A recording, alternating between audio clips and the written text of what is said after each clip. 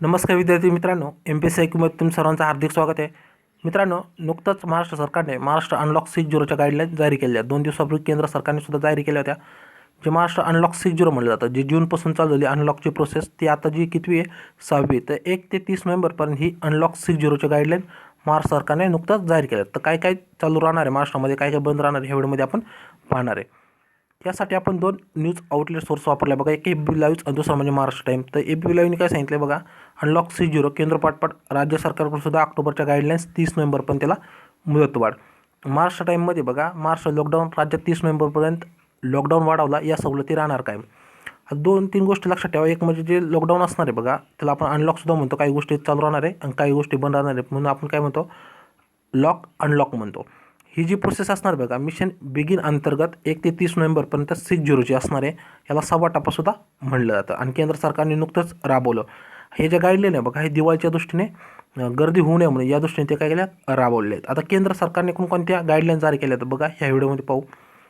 Okay, तर बघा, पहिलं म्हणजे कंटेनमेंट झोनमध्ये लॉकडाऊन 30 नोव्हेंबरपर्यंत सुरू राहणार. त्यानंतर एका राज्यातून दुसऱ्या राज्यात व्यक्ती व वस्तूच्या आंतरराज्य वाहतुकीवर कोणतेही बंधने नाही. लक्षात ठेवा, कोणतेही बंधन नसणार आहे. त्यानंतर यासाठी स्वतंत्र परवान्याची आवश्यकता लागणार नाही. ही सवलत अनलॉक 5मध्ये सुद्धा देण्यात आली होती. त्यानंतर कोविड नियम पाळून 100 लोकांच्या उपस्थितीत सार्वजनिक कार्यक्रम करण्याची मुभा देण्यात आली. म्हणजे जे विवाह वगैरे कार्यक्रम बघा, किंवा जे इतर कार्यक्रम दिवाळी वगैरे, तर 100 लोकांची उपस्थिती तुम्ही करू शकता. जास्त त्यापेक्षा गर्दी नसणार आहे. किंवा जी विवाह प्रोसेस आहे बघा, त्यामध्ये 100 लोकांना मान्यता सुद्धा दिली. त्यानंतर अनलॉक 5मध्ये बघा, थिएटर्स, शाळा, राजकीय सभा, धार्मिक कार्यक्रम आणि इतर कार्यक्रमांना अटीसह सूट देण्यात आली आहे. लक्षात ठेवा, अनलॉक 5मध्ये केंद्र सरकारकडून बघा, थिएटर, शाळा, राजकीय सभा, धार्मिक कार्यक्रम आणि इतर कार्यक्रमांना अटीसह सूट देण्यात आली. पण स्विमिंग पूल बंदच राहणार आहे.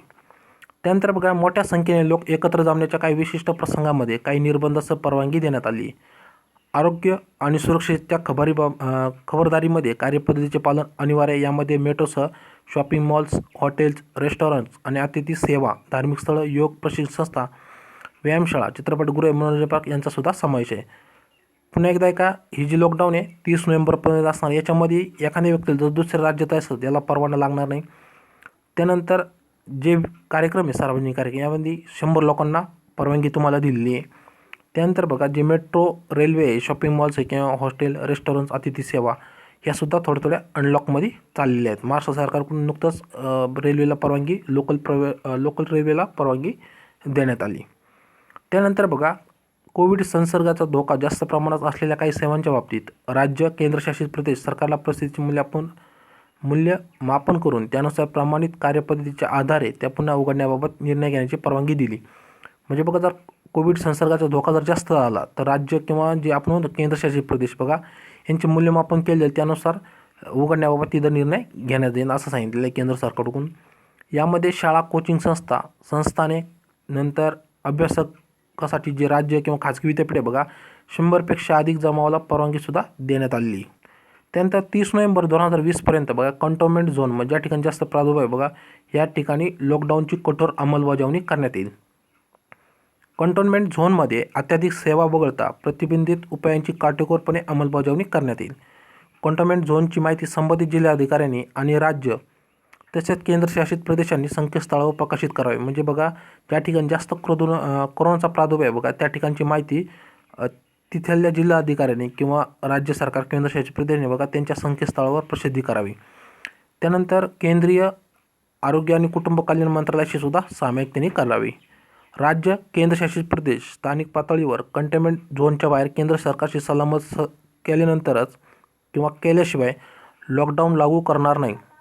म्हणजे ज्या ठिकाणी कोरोनाचा जास्त प्रादुर्भाव बघा, त्या ठिकाणी केंद्र सरकारशी त्यांना सल्लामत करूनच काय असेल ते चेंजेस करावं लागतील. त्यानंतर राज्यांतर्गत आणि आंतरराज्य प्रवासी अथवा माल वाहतुकीवर निर्बंध नाही. अशा प्रकारे वाहतुकीसाठी स्वतंत्र परवानगी, ई परमिटची आवश्यकता नाही.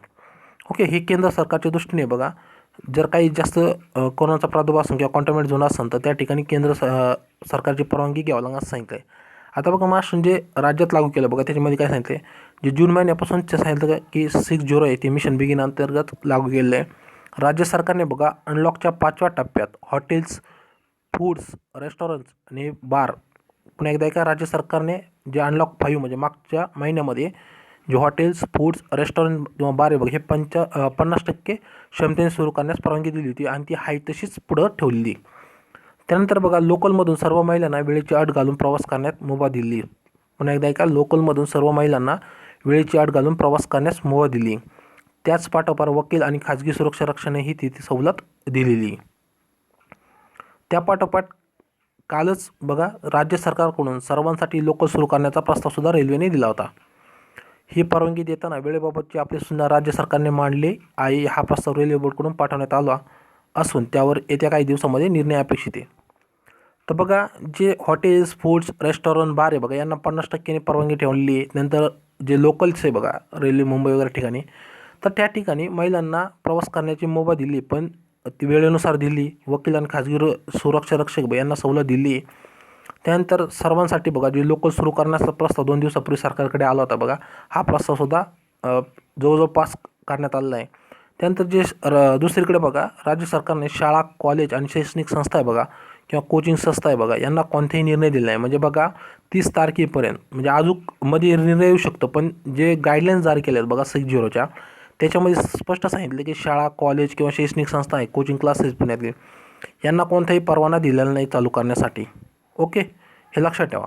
त्यानंतर धार्मिक स्थळांबाबतसुद्धा निर्णय लांबणीवर टाकण्यात आलेला आहे. राज्य कोरोनाचा प्रादुर्भाव कायम असल्याने याबाबत निर्णय अत्यंत सावधगिरीने घेण्याचे धोरण राज्य सरकारने आणले. जे बघा अनलॉक प्रोसेस आहे बघा जे महाराष्ट्र सरकारने राबवले बघा हे दिवाळीच्या अनुषंगाने राबवले. जे इतर जे प्रोसेस जसं की 100 लोकांना परमिशन आहे बघा केंद्र सरकारने सांगितले ते मान्य असणार आहे. एका राज्यातून दुसऱ्या राज्यात जाण्यास परमिशन असणार आहे तुम्हाला. पण बघा जे समजा शाळा आहे, कॉलेज आहे बघा, शैक्षणिक संस्था आहे, ह्या ठिकाणी कसं असतं जास्त गर्दी राहते त्याच्यामुळे काय केलं त्या ठिकाणी निर्बंध रावलेत. किंवा धार्मिक स्थळ आहे बघा त्या ठिकाणी निर्बंधसुद्धा रावलेत. ओके, हे लक्षात ठेवा. राज्यात कोणते बदल झाले, केंद्रामध्ये कोणकोणते झाले. तर मित्रांनो महाराष्ट्र अनलॉक 6-0मध्ये ह्या होत्या गाईडलाईन. तर तुम्हाला कशा वाटल्या कमेंट करून सांगा. आजचा जो व्हिडिओ आहे तुम्हाला आवडला तर व्हिडिओला लाईक करा. चॅनलला अजून सबस्क्राईब केलं नसेल तर नक्की सबस्क्राईब करा. भेटूया नवीन व्हिडिओमध्ये. तोपर्यंत सर्वांना जय हिंद, जय महाराष्ट्र.